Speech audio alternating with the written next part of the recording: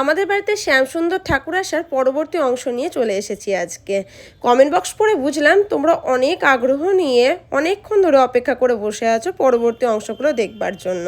ওই দিন সকাল 7টায় ঠাকুর আনার পরে নতুন শাড়ি, চাদর, ওড়না এবং ঠাকুরের গয়না দিয়ে ঠাকুরকে ভালো করে সাজানো হলো।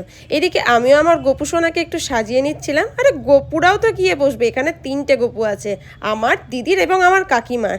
এইদিকে শ্যামসুন্দর ঠাকুরের সাথেও একটা গোপু সোনা এসেছিল, আর আমার পাড়ার পাশের বাড়ি থেকেও 2টো গোপু সোনা এসেছিল। বেসিক্যালি বলতে পারো আমার বাড়িতে সেদিন চাঁদের হাট বসেছিল গো। যাই হোক, এরপরে সকাল 8টায় শ্যামচাঁদ ঠাকুরকে বালদু সেবা নিবেদন করা হলো।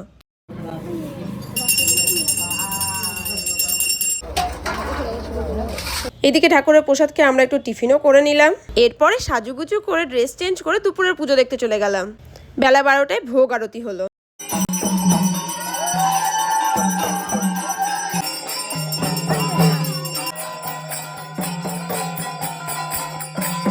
শ্যামচাঁদ ঠাকুর দর্শন করতে সেদিনকে আমাদের বাড়িতে কত কত দূর থেকে কত কত মানুষ আমাদের বাড়িতে এসেছিলেন জানো। সেদিন আলাদাই মনের মধ্যে শান্তি হচ্ছিল, মনে হচ্ছিল সময়টা এখানেই থেমে যাক না, ঠাকুর সারা জীবন আমাদের সাথে এইভাবেই থেকে যাক না।